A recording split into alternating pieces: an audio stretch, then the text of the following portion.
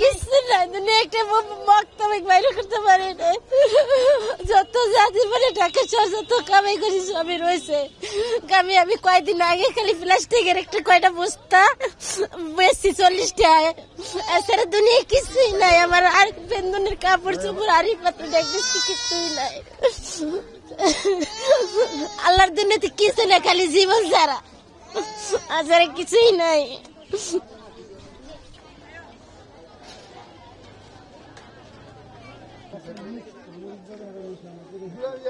না কিছু বাই করতে পারি না, সব পুড়ে গেছে। কিছুই বাই করতে পারি না, সব পুড়ে গেছে আমাদের। নিঃস্ব আমরা আমার জমিনের ইটি আছে সব শেষ, টাকা পয়সা আছে কিছু বালিশের ভিতরে সব শেষ, কিচ্ছুই নেই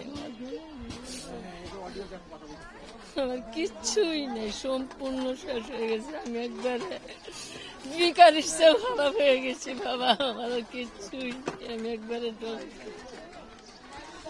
রাইতে 12টা বাজে ঘুমো, তখন দেখি আগুন চালের রূপে, তখন বলা ভাই লইয়া টেনে বেরিয়েছি, হিন্দুনের বর্ষটা লইয়া বাড়ি তারা নেই।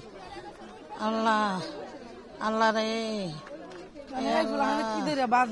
কি করবো বাবা, আর কি খাইব কও? অনেক বস্তিটার ভিতরে কিচ্ছু বাড়িতে পারিনি আমরা, কিছু না আমরা মাকে থাকতে গাই, আমরা লাগানো অসহায় কেউ নাই, আমরা ছেলেও না সন্তানও নাই, কিছুই নাই। কবরস্থানে কাম করে বলা কাপড় বাজার লইয়া বাড়ি তারা নাই, আমার মা সন্তান মন্তান কিছু নাই, 2টা মাইয়া লয়ে চলে, কেউ নাই। আমরা ডাল চাল দাওয়া ছিল বলা হয় না, খাওয়াই তো ফুটিয়া ছাই বাগান সব ফুটিয়া ছাই। কিচ্ছু বার করে নাই, বাইরে গেছি গা, আমাকে হিন্দু বস্তু নাই গা, আমরা কি বাজার চলমু, ঘর বাড়ি সব শেষ হয়ে গেছে, নিজের জীবনটা নেই বাইরে পারি না।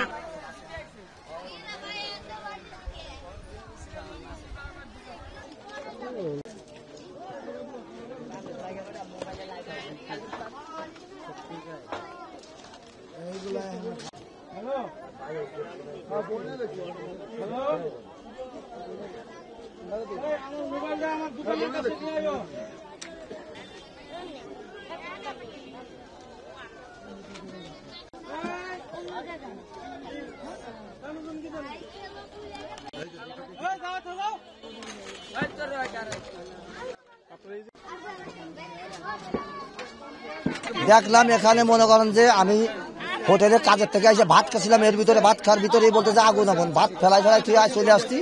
আসার পরে আমার রুমটাই কদম গাছের তলে, তখন আমার রুমে ঢুকার চেষ্টা করছি, কিন্তু আমার রুমের উপরেই আগুন। কিন্তু অনুভব হলো এখান থেকে গ্যাস থেকে লাইন, গ্যাসের লাইন থেকে আগুনের উৎপত হয়েছে, এবং ওইখানে 4-5টা সিলিন্ডার ছিল, সিলিন্ডার যখন বাস্ট হয়ে গেছে তখন এলাকার আগুন ছড়াতে বাকি নাই, সেকেন্ডের ভিতরে আগুন ছড়িয়ে গেছে, বুঝছেন। একটা চুলোর কাছে, গ্যাসের চুলোর কাছে যদি 6টা সিলিন্ডার থাকে, এই 6-6টা সিলিন্ডার যদি বাস্টার পরে কিছু থাকে, এর জন্য কেউ কোনো সহযোগিতা করতে পারে না। এরপরে আমরা ফোন দেওয়ার পরে ফায়ার সার্ভিস আমাকে প্রচুর হেল্প করছে,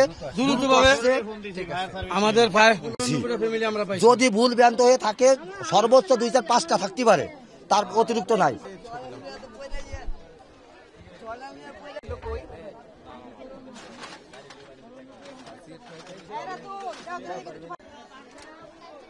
হ্যালো